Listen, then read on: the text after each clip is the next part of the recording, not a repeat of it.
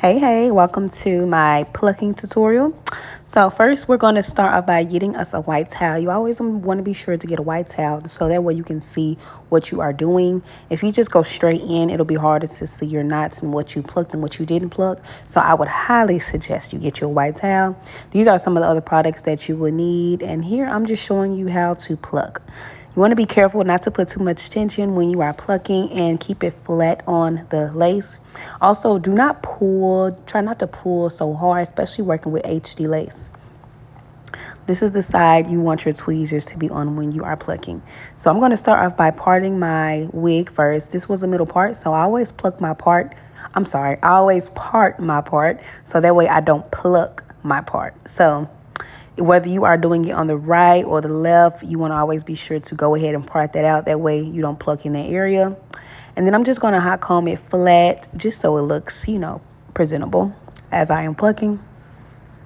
And now here you will see me taking out this first layer. With every closure, the first row is always the thinnest row, so that we will be doing the least amount of plucking on because we don't want to bald our closure too fast. So I always part it right behind, right where the thick area is, and I'm going to hot comb it back and then apply my whole lot of body mousse to the hairline. And you really want the mousse to be on the knots more than on the hair, and this is just to get the knots to be a little softer. Also, depending on your closure, the size of the knots are so important. Smaller knots are so much better and so much easier to pluck. The bigger the knot, the more harder it'll be to pluck out.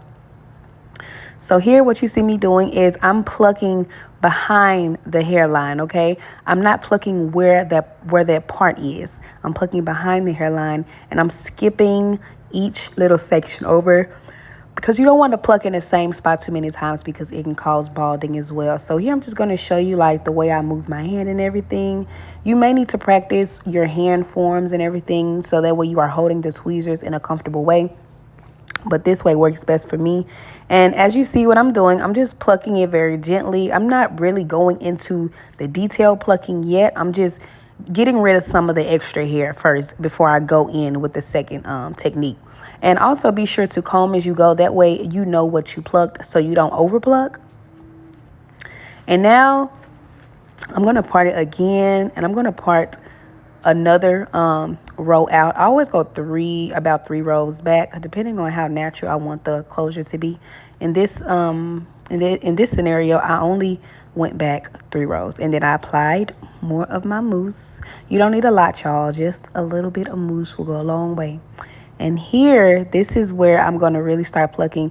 Now, what I do is when I'm plucking an area, I go in that same area about 3 times until I see the hair leave, okay? I know you hear a lot of don't pluck in the same area, but honestly, sometimes you won't be able to get the little knots out on that first try. So as long as you don't keep plucking once you see the hair out, you'll be fine. But I do it about 3 times to make sure it's out. You see what I'm doing there? I did it about 3 times before I move on to my next section. And I'm skipping a window every time I go to my next section. I'm not doing this right next to each other because I'm going to go back in and pluck in between those parts, if that makes sense. So here you'll see me doing that technique, plucking a couple times, and when the hair is out, I'll be able to tell. And then once I do that, I comb that out, and then I go back in between those little windows and pluck it again. Now, once I finish that, I bring back the other sections that I already plucked. So I bring back 1 layer first, hot comb that back, and this is just so I can see what I need to pluck, because you might not need to pluck as much once you get, once you pull back that layer. But here, I'm showing you where I'll be plucking. I'm skipping spots. Here, these first 2 layers, you don't want to pluck too much because, again, those are the thinnest parts of the closure, so you don't want to bald your closure. So this part is where I only pluck 1 time in that area, and I keep my hand moving at all times because it's so easy to over pluck the front part. So just be super careful with that. And then I hot comb the rest of the hair back, and I just go in to the areas that may need to be plucked. Sometimes you won't even need to pluck that last little layer, But me, I did go in a little bit to pluck, you know, just some little extra ones out of the way. Again, I did not pluck too much because it was already thin enough. So here's a close-up of how it looks.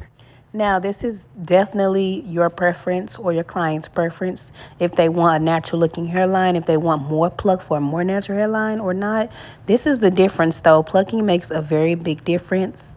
It makes a very big difference. You don't have to pluck as much as I did because some people like their wigs to be a little bit more plucked than others. But just FYI, the more you pluck, the faster your closure will bald. So just keep that in mind while you are plucking. But anyways, we're going to go to the other side and we're going to do the same thing we did to the other side. I always part off that first section and put my mousse on them knots to make sure they are soft before I go in and start plucking.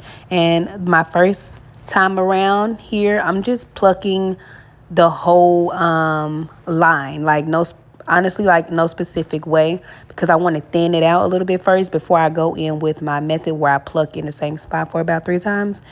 So yeah, once I do that, y'all will see me do the same techniques that I did on the other side. As far as parting another section back, I always part 3 rows back. And this is just so you can get a little extra, a little extra natural hairline. Because sometimes that first layer in the front will not do the job because majority of the time, the thickness starts around like right behind the hairline. So if you really want it to look natural, you're going to have to go into the hairline behind that first layer of hair. So yeah, this is how we are looking, and this is where I'm telling you to skip. That's how much you should skip, because once we finish that, we're going to go back in, and then we're going to plug in between those little sections.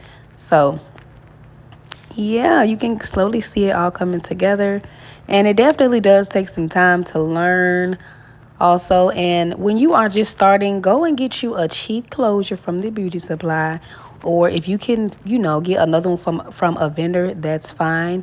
Just make sure you find one with some small knots and it's easier to pluck, because the bigger knots you can actually tear a hole in them because you have to pluck harder to get the big knots out, which may cause a hole. So make sure to keep that in mind as well, and just practice over time. The more you do it, the more you'll be able to tell where to pluck it so you can get that natural looking hairline. So now once I finish that, I'm bringing back in my second line. You can see I did a little zigzag motion. This is just to get a little bit more of a natural look, because no hairline is just straight across, goes up and down a little bit, so that's why I do that. And again, once you get to the first 2 layers, it doesn't require a lot of plucking because the layers are already thin. I literally just go in and tap it 1 time across and I am done. Also, make sure to bleach your knots as well. That'll make a big difference. Also, if you need help with that, I also have a bleaching knots tutorial for beginners. So if you need to check that out, I'll link that in the description box, so you can go check that out as well, so you can get the full package, because customization is so important as far as wigs. It will make or break your end result. So I highly suggest that you make sure that your customizing skills are on point. So this is how the wig turns out. I hope you guys enjoyed this video. Don't forget to give it a thumbs up, and thank you for purchasing.